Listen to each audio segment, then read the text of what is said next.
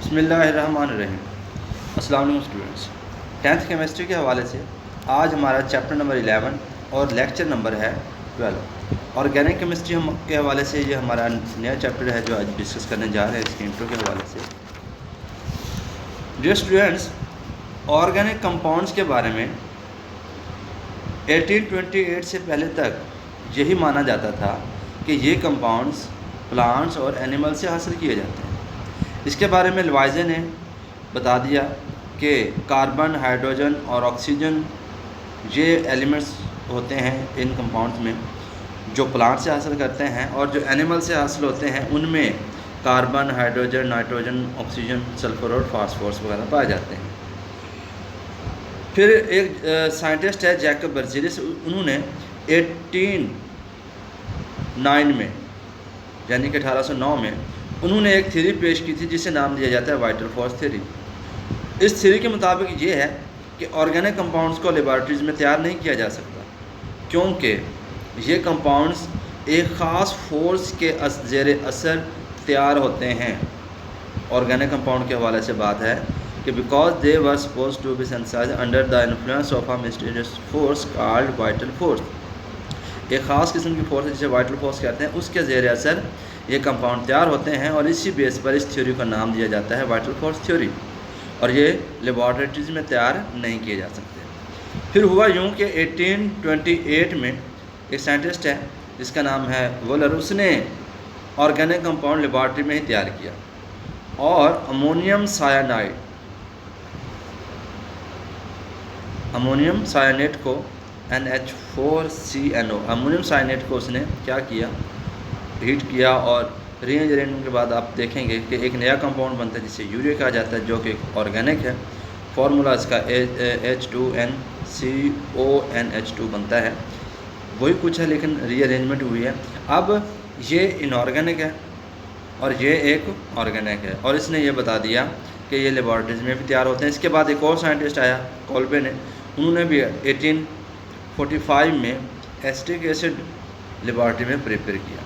Organic compound में कौन कौन से चीज़ें शामिल हैं आप डेली लाइफ में नाम इनके सुनते हैं। कार्बोहाइड्रेट्स हैं, प्रोटीन हैं, लिपिड्स हैं, एंजाइम्स हैं, विटामिन, ड्रग्स, फार्मास्यूटिकल प्रोडक्ट्स, और फर्टिलाइजर, etc बहुत सारी चीज़ें हैं जो ऑर्गेनिक कंपाउंड में शामिल हैं। अब हम इनकी मॉडर्न एज में क्या डेफिनेशन करते हैं, इसकी डेफिनेशन हम करते हैं कि वो कंपाउंड जो कार्बन और हाइड्रोजन, ये मेन यूँ समझ लें कि जुज़ होंगे ऑर्गेनिक कंपाउंड के, जिन्हें हाइड्रोकार्बन भी कहा जाएगा, कि कार्बन और हाइड्रोजन और इनसे फिर बने हुए डेरिवेटिव्स में, इनसे जो बने हुए कंपाउंड्स हैं, और वो आपस में कार्बन और हाइड्रोजन ख़ास तौर पर कोवलेंटली बॉन्डेड हों, यानी इनके दरमियान कोवलेंट बॉन्ड हो, तो ऐसे कंपाउंड जो होंगे उन्हें नाम दिया जाता है ऑर्गेनिक कंपाउंड्स का।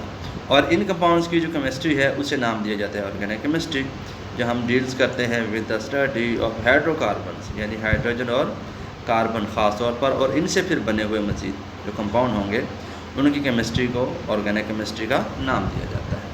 अब हम देखते हैं आगे इसकी क्लासिफिकेशन, टाइप्स हैं ऑर्गेनिक कंपाउंड्स की, यानी कि formula. There are 4 types of formula of organic compound. Organic compounds के फार्मूलाज 4 टाइप्स हैं, क्योंकि ये इधर आपने देखा होगा कि जो जुड़े होंगे वो कोवलेंटली बॉन्डेड हो गए। इसी बेस पर इसकी 4 टाइप्स बनाई गई हैं। पहली है मॉलिक्यूलर फार्मूला, फिर है स्ट्रक्चरल फार्मूला, और भी आगे हैं, फिर है कंडेंस्ड फार्मूला, और फिर है डॉट क्लॉज फार्मूला। शॉर्ट में बता देता हूँ, ऑलरेडी इसका आपको पता भी है। मॉलिक्यूलर फार्मूला क्या है? ऐसा फार्मूला जिसमें जस्ट ये बताया जाए कि इस कंपाउंड के अंदर जो एटम्स हैं वो कौन कौन से और कितने हैं। जैसे कि आप देखें ब्यूटेन है, इसमें 4 कार्बन 10 हाइड्रोजन एटम है, तो इस तरह का जो फार्मूला होगा उसे हम नाम देंगे मॉलिक्यूलर फार्मूला, क्योंकि वो एक मॉलिक्यूल को रिप्रेजेंट करेगा। इसके बाद अगर इसी की हम स्ट्रक्चर बनाते हैं, यानी कि ये बांड जिस तरह के ये आपको नज़र आ रहे हैं, तो इस तरह के अगर हम स्ट्रक्चर बनाएं, देखें 4 हाइड्रोजन है, 4 कार्बन और बाकी 10 हाइड्रोजन है, और इन्हें हम बांड के ज़रिए शो करें, तो इस तरह का फार्मूला जो बनेगा इसे हम नाम देंगे स्ट्रक्चरल फार्मूला। और स्ट्रक्चरल फार्मूला में हम double bond, single bond, triple bond, ये तीनों किस्म के बांड हम यूज़ करते हैं। तो ये होगा हमारा स्ट्रक्चरल फार्मूला। और जैसे कि N ब्यूटेन, नॉर्मल ब्यूटेन का, और आइसोब्यूटेन ये है कि अगर स्ट्रेट चेन की बजाय, देखें carbon carbon carbon straight chain में, अगर स्ट्रेट चेन की बजाय एक ब्रांच बना लें जैसे कि ये है, तो उस वक्त होगा ये भी ब्यूटेन। देखें 1 2 3 4 और 10 इसके हाइड्रोजन के हैं, है ये भी ब्यूटेन है, ये भी लेकिन ये सीधी चेन में है, इसलिए इसे नॉर्मल ब्यूटेन कहेंगे। लेकिन अगर वो ब्रांच बना लेते हैं ऐसे, तो इसे हम आइसो ब्यूटेन कहते हैं। नेक्स्ट हमारे पास टाइप है आती जो हमारे पास कंडेंस्ड फार्मूला है। अब इसी को ही देखें ज़रा, अगर हम इसी को ही जैसे कि ये आपके सामने है, कितने हाइड्रोजन, 3 हाइड्रोजन, फिर कार्बन, फिर बॉन्ड, कितने हाइड्रोजन, कार्बन और 2 हाइड्रोजन, कार्बन और 2 हाइड्रोजन, फिर CH3।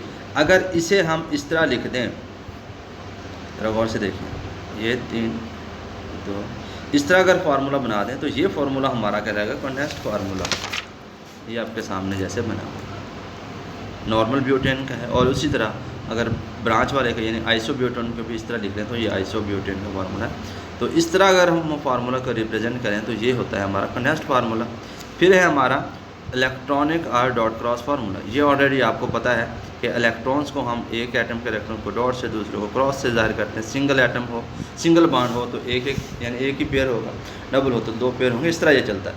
तो इस तरह का जो फार्मूला होगा इसे हम नाम देंगे डॉट क्रॉस फार्मूला। तो मतलब formula of organic compound 4 types के हैं। एक है मॉलिक्यूलर फार्मूला, फिर है स्ट्रक्चरल फार्मूला, फिर है कंडेंस्ड फार्मूला और फिर है इलेक्ट्रॉनिक फार्मूला या दूसरे लफ्ज़ों में dot cross formula.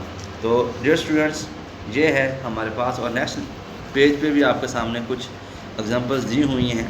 Methane CH4 से लेकर इसके तीनों दिए हुए हैं, molecular formula name, molecular formula और condensed formula, structure. Dot cross आप खुद बना सकते हैं।